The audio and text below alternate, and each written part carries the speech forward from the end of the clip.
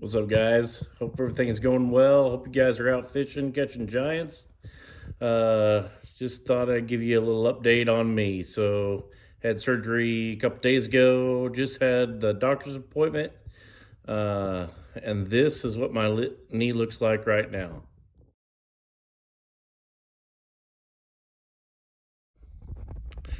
And this is what my knee looks like after they took the bandages off.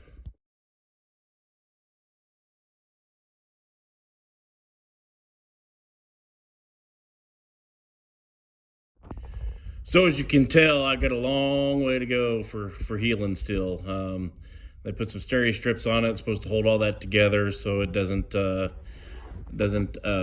apart. I do start physical therapy tomorrow, but right now this is my bed right here in my recliner. So that's where I'll be for the foreseeable future. So anyway, so I got a lot of feedback the other day on my video about my worst draw ever. I'll and a lot of people were like, send me lots of messages on other stories that they had. So I figured, why not give you another one? So this is by far probably, I would say, the worst angler that I've ever been in the boat with. This guy literally had no clue.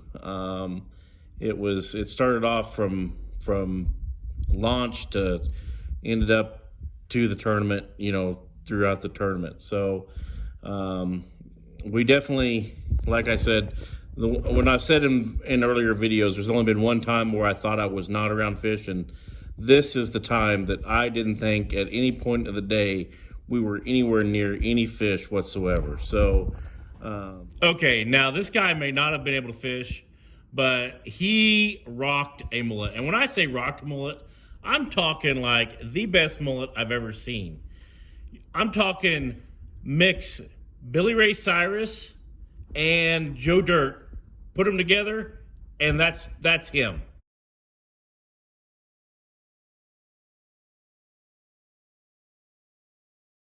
Now, not only was it him, but his family, his wife, his daughter, his son, they all had mullets. And that was amazing. Let me tell you how the day went. So I draw the guy and I meet up with him on, again, he's day 2 partner. So meet up with him and I go out and we're sitting in the boat, and the whole time he's talking about how these other anglers don't know how to drive, and they drive too fast, and they do this, they do that. I mean, it was just a constant yada yada yada yada yada yada. So we go out and they call our boat number and we take off. And I noticed that we never picked up any speed. Now this is a lake that it's held a lot of tournaments on. It's not notorious for getting like real rough. I mean, sure, it can get rough, at takeoff, all the boat wakes, this, that way, and the other way. But it's really not, one of the worst I've ever, not even close to one of the worst I've ever been. This guy takes off and he's doing about 35 miles an hour. Yes, I said 35 miles an hour, and he's just kind of just do. Meanwhile, boats are followed. I mean, I'm surprised we're not getting run over. I mean, I'm like a little worried that we're going so slow that we might get ran over. So anyway, I know that there's guys drive different. But we went out about 35 miles an hour. We finally got out of all the chop, and he kicked it up to about 45, and that was as fast as we were going. Now, his boat could have went 65 easily, very easily. But for some reason, he only wanted to go about 45. Maybe he was trying to save some fuel, thought we were going to make a long run or something. I don't know at this point. So the first stop we go to, after it took us about a half hour, 45 minutes to get there, and we didn't go but just a short ways. We pulled up this first spot, and it looks like a pre-spawn spot. Pretty steep, got a drop off, and what have you. And so I was like, okay, it's a spotted bass lake. Let's get out a drop shot and a shaky head.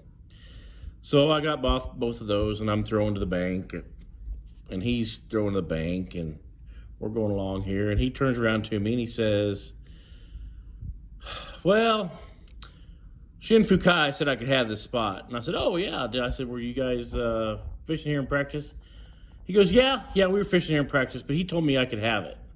I'm like, oh, really? And I'm looking at the graph, and there's not even bait fish. There's no fish, no bait fish, nothing on the graph. And so I'm like, okay.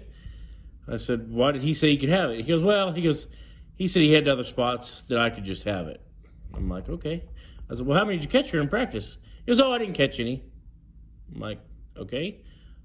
He goes, I said, did you try? He goes, yeah, I tried. He goes, but I dropped out my AquaView and looked for fish, and there's a bunch of 3-pounders swimming around down there, and I never could get them to bite, but they were down there. And I said, okay. I said, where are they at now? I said, because I don't see nothing on the graph here. And he goes, oh, well, they're just not here right now. They'll be back in a little bit. I'm like, okay, cool. So he goes, we fish for a while. He goes to another spot. We see some stripers out in the middle of the cove busting, and he goes over there and tries to catch them. This is not a striped bass tournament. This is a black bass tournament. So the only fish that are weighable are largemouth, smallmouth, and spotted. And this lake does not have smallmouth. They've only got largemouth and spotted. Now, I agree there could have been some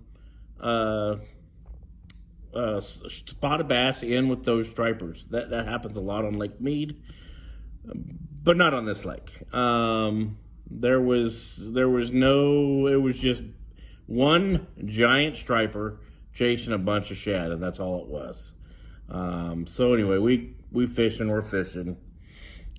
He's looking up at the weather, and it's cloudy and stuff like this, and so we're still fishing. We go down this bank, and I'm still throwing a drop shot, shaky head. I'm throwing a jerk bait, just anything trying to get a bite. I mean, because I can tell that he's not really honed in. I haven't seen a boat since we left takeoff area, and when you're fishing a high competition type of tournament like tour level grade or opens or something like that, if you're not around fish, very seldom is that a good thing if you don't see another boat. Okay, so yes, you can find an off the wall thing sometimes, but most of the time it's not that good. So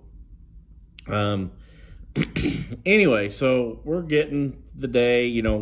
He chased those stripers for a while, never even caught one of those. And so we're going back, and he's still looking at the weather, and it kind of looks like it might start raining. And so towards the end of the day, it's about an hour and a half before the end of the day, he comes back down by the launch area, pulls into this marina, and pulls into a slip and starts taking off all his clothes. Now, when I say taking off all his clothes, I just mean he's taking off his warm layer. He sees it starting to rain. It was barely starting to sprinkle, and he saw it was supposed to rain. So he starts getting undressed to put on his rain gear. Fine, no problem.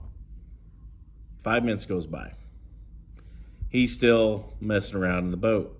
And he's pulled so far into this slip, I'm over 80 foot of water.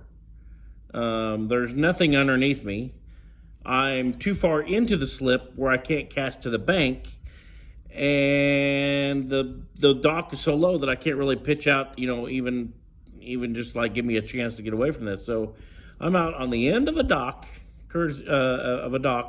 no bait, no fish, no nothing. And 15 minutes goes by, he is still changing his clothes. And by this point, it had just started sprinkling a little bit harder. It's really not even what I would consider a rain yet. It's a sprinkle, not even a hard sprinkle, just a sprinkle. So we're there, and I mean, this is 20 minutes now that's gone by, and he's still taking his clothes, folding it up, rolling it up, putting it in his bag. And man, I'm like getting a little upset. I said, are we gonna fish anymore? And he goes, yeah, we're gonna fish. And so he does the deal, and FLW Tour rules: you cannot cast unless your partner is, got his feet up on the deck. So I'm back there waiting. 25 minutes goes by, and I'm like, okay, this is ridiculous. He is now sat down. He's not doing anything. He's changed his complete wardrobe out, and he is just there. He's just sitting. He's not doing nothing. He's not even grabbing a bite to eat, not a drink of water. He's just sitting there. And I said to him again, I said, are we going to fish? I said, he goes, I'm waiting for the storm to pass. And about that time, it started raining just a little bit harder. And it wasn't hard rain, but it was a steady rain. I was like, dude, I said, I got my rain gear on. I said, I'm good. I said, let's go. And he goes, well, man, I'm not fishing in this. He goes, this is where these guys are crazy. They'll get struck by lightning. I said, dude, there's not even any lightning. Oh yeah, there's lightning coming. I saw it in the forecast. I said, yeah. I said, I'm sure with a storm like this in the spring, it's supposed to get like that. But I said, I don't see anything. I said, if you don't want to fish, I said, can you just at least put me out where I can make a cast at the bank, that maybe instead of fishing over 90 foot of water, I can get a cast at the bank? I said, I probably won't catch one. I said, but I spent all this money to fish. I said, I want to fish. I don't want to sit in the boat, watching you change clothes and watching you just sit there. I said, I want to fish.